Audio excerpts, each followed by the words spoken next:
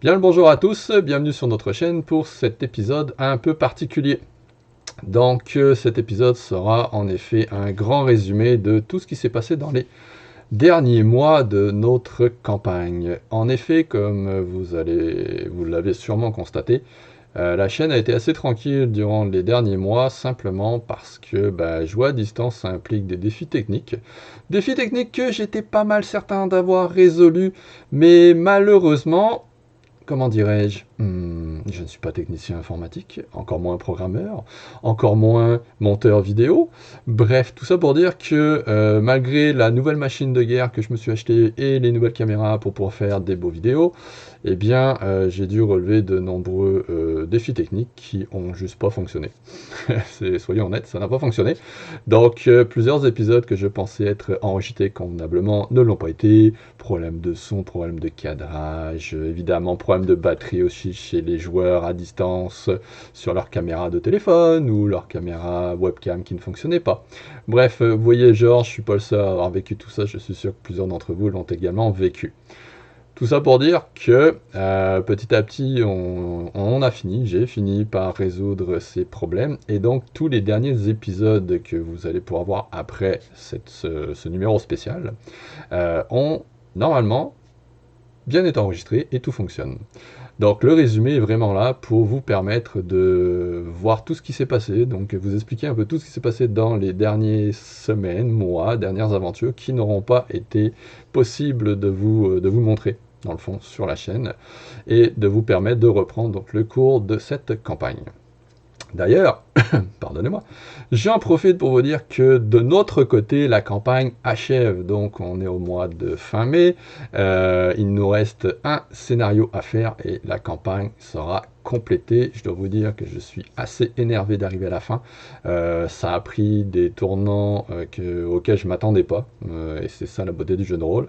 Bref, tout ça pour dire qu'il nous reste un scénario de notre côté qu'on va tourner dans les prochains jours et que donc j'espère que vous aurez du fun à suivre la campagne jusqu'à sa conclusion qui est inconnue de tous. Vraiment, le destin des personnages est vraiment entre leurs mains et j'ai bien hâte de le découvrir avec eux. Donc voilà. Ceci étant dit, je vais me concentrer sur ma première mission de la journée, soit vous donner le résumé donc des derniers épisodes qui n'ont pas fonctionné afin de vous mettre à jour sur sur où on en est et ce que vous avez manqué. Voilà, tout simplement. Donc, bon résumé à tous et à bientôt. Alors, comme je l'expliquais, ce résumé reprend au moment même où les héros donc, ont quitté Stordvik pour se rendre sur Grandil afin d'aller combattre et tuer un spécimen d'une créature corrompue par les ténèbres, une espèce de gros calamar géant dans le fond, qui attaque les bateaux et qui menace la ville. Donc, tout ça pour dire que nos héros donc, sont partis en bateau, joyeusement, en direction de Grandil. Bon, la traversée a été perturbée par une attaque de créatures marines, mais à part ça, tout s'est plutôt bien passé. Sur place, par contre, arrivé sur Grandil, ils trouvent aucune trace de la créature. Le groupe décide alors d'aller explorer l'île et de passer la nuit dans une des tours de guet, en attendant le lendemain et peut-être l'arrivée de la créature. Par contre, durant la nuit, il y a la lumière d'un grand incendie sur les lieux du repère du monstre qui indique aux héros que les troupes du roi Corol, donc qui le suivaient de près, ont pris l'affaire en main et qu'ils se sont débarrassés eux-mêmes de la créature. Pas de bol. Donc, n'ayant plus de mission, Lothar propose au groupe de se rendre au centre de l'île. Il avait aperçu une grande colonne de ténèbres provenant de ce lieu, et donc il propose aux héros de s'y rendre. Sur place, ils vont découvrir l'entrée d'un sanctuaire qui remonterait en fait un temple, plus précisément un temple qui remonterait à l'époque des géants primordiaux. Donc pour pouvoir accéder au temple, ils vont devoir combattre un squelette géant, trouver une énigme pour ouvrir la porte du dit sanctuaire, et enfin ils vont donc pouvoir l'explorer. Sur place, ils vont y découvrir des indices concernant l'ascension des dieux et la création du Norden. Donc, l'exploration étant terminée, les sacs remplis de trésors, le groupe retourne à Stordvik et ils vont voir Sibylle, donc leur alliée magicienne, une érudite du Norden. À qui ils vont remettre un ouvrage, un livre géant, vous voyez, même mes bras rentrent plus dans le cadre, qui est donc écrit dans le langage des géants, Malheureusement, celle-ci ne peut pas le déchiffrer et leur suggère fortement de trouver un certain Arafen. Arafen, c'est un des 4 archedruides du Norden, un de ceux qui président aux cérémonies religieuses lorsque les géants descendent des montagnes pour fêter les solstices. Lui devrait être en mesure de déchiffrer le langage et donc ce qui se trouve dans le livre. Ne voulant pas trop perdre de temps, et pour éviter les premières tempêtes de l'hiver qui approchent, le groupe part vers le sud, vers le clan Halda. Le Arafen réside dans un bois qui est proche de la ville principale du clan. Donc, arrivé à Halda, le groupe est accueilli par le chef du clan, un certain Ototo, un vieil homme généreux, accueillant, qui est tout le contraire de son fils Tokela, qui lui est plutôt hostile aux héros. On ne sait pas trop pourquoi d'ailleurs, mais au cours de la fête du soir où les héros arrivent, des frictions se sont formées entre le groupe et ce fameux Tokela. Bref, les héros ils resteront pas trop longtemps, ils vont partir le lendemain avec un guide qu'ils ont découvert dans la ville, donc un druide du nom de Dorm. C'est un homme plutôt honnête, généreux, mais en constant état d'ébriété, et qui, comment dirais-je, parle à lui, celui qui se trouve dans sa tête, à une étrange voix. Le groupe se rend malgré tout jusqu'au Bois Noir, jusqu'à la demeure de Arafen. Arafen, c'est le genre de gars, c'est le genre de druide qui aime pas trop être dérangé. Donc au début, il est plutôt hostile au groupe, mais très rapidement, ceux-ci font preuve de diplomatie, lui expliquent la raison de leur venue, leur mission, et ça titille la curiosité du vieux Arafen qui décide donc de les aider, de partir avec eux éventuellement. Malheureusement, entre-temps, il va y avoir un petit caillou sur la route. Les ennemis du groupe, les ennemis de la mission et de Arafen, décident de donner la sauce sur le repère d'Arafen. Il y a un grand combat qui a lieu, gros bain de sang, gros sorts magiques qui sont lancés de part et d'autre, et la bataille finit sur une victoire des héros, mais surtout sur la mort du fils de Ototo, Tokela. Et oui, pas de bol, celui-ci faisait partie de la force qui est venue attaquer la maison d'Arafen et les héros. Et les héros décident de quitter les lieux et de retourner à Stormwick sans faire le détour par Halda. Bref, ils laissent cette histoire derrière eux. Donc, accompagné d'Arafen, ils retournent à Stormwick pour y passer l'hiver. Arafen en profite, il traduit le manuscrit et, avec l'aide des héros, retourne sur Grande Île pour compléter l'exploration du sanctuaire. Pardonnez-moi. Donc l'exploration du sanctuaire va effectivement permettre à Arafen de confirmer ce que le groupe pensait. Donc les géants primordiaux ont vécu l'ascension des dieux, alors que les terres qui allaient former le Norden étaient accablées par une pluie incessante de météores de ténèbres. Les géants ont pris une décision assez terrible.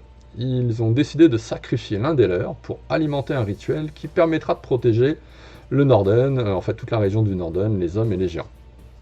Pour ce faire ce fameux rituel, ils ont forgé une lance avec laquelle ils ont tous transpercé donc leurs frères qui étaient volontaires. Et le rituel ainsi alimenté, ils ont réussi à protéger le nord, les hommes et les géants. Et, c'est à croire que c'était écrit par le gars des vues, évidemment, ils ont découvert dans le sanctuaire donc la pointe de la lance qui, selon Arafen, a été utilisée lors du rituel pour sacrifier Miest, donc le géant qui a accepté de mourir pour sauver tout le monde. Et Arafen est certain que cette pointe de lance-là peut être utile pour refaire un rituel pour protéger le Norden, ou en tout cas stopper la malédiction, ou à tout le moins utiliser la magie qu'il y a dedans. Donc le printemps arrive et les héros décident de partir en quête des autres morceaux de la lance. Et Arafen lui dit: je m'en vais à l'épine du dragon, rencontrer les géants et voir ce qu'on peut faire de toute cette histoire. Malheureusement, avant le départ des héros, Stormwick, donc la cité, est attaquée par une armée de morts vivants à la grandeur de la cité. C'est un massacre, la brume se lève, des squelettes sortent de partout, les combats font rage dans toute la cité. C'est vraiment grâce à une contre-attaque bien orchestrée par Korol, le roi de la cité, et aussi certaines actions des héros, que l'attaque est repoussée, la horde est repoussée et la brume en fait disparaît. Selon toute vraisemblance, l'attaque avait pour objectif de récupérer la pointe de la lance. Donc une fois que la situation est rétablie, le groupe prend la route. Petit détail, Ototo, le roi du clan Alda, dont le fils a été assassiné, vous vous souvenez, juste au début de l'hiver, a exigé un jugement, en fait, auprès du roi Korol pour punir les héros. Malheureusement, celui-ci a été débouté par le roi Korol et donc il a quitté la ville sans avoir obtenu réparation. Et donc les héros ont peut-être un ennemi en ce moment qui traîne dans le Norden. Ceci étant dit, le groupe s'en sort plutôt bien et donc part en direction du volcan, du sanctuaire de feu, donc de la gueule du dragon. Donc c'est un gros voyage qui va se passer, ils en ont pour un bon 3 semaines de marche, donc à travers les plaines, les montagnes évidemment, toute la zone autour du volcan. Et ça se passe plutôt bien, ils vont combattre quelques hommes bêtes, ils vont devoir trouver des solutions pour traverser des ravins, et bah oui, ils vont aussi devoir s'organiser pour survivre, ils ont manqué de nourriture.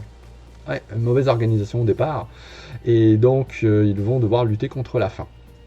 Malgré tout, ils s'en sortent assez bien, et alors qu'ils sont proches du sanctuaire de feu, quelques jours avant d'ailleurs de le trouver, ils tombent sur une grotte, au milieu de nulle part, comme ça. Et ils se disent, bah, ça va être un beau repère pour pouvoir y passer la nuit. Et lorsqu'ils pénètrent dans la grotte, ils y découvrent une petite bonne femme, 1m40 environ, une vieille bonne femme, là, vraiment toute fripée, toute ridée, avec un chignon, une petite tunique grise. Elle est en train de tricoter, au milieu de nulle part, on s'entend. Hein.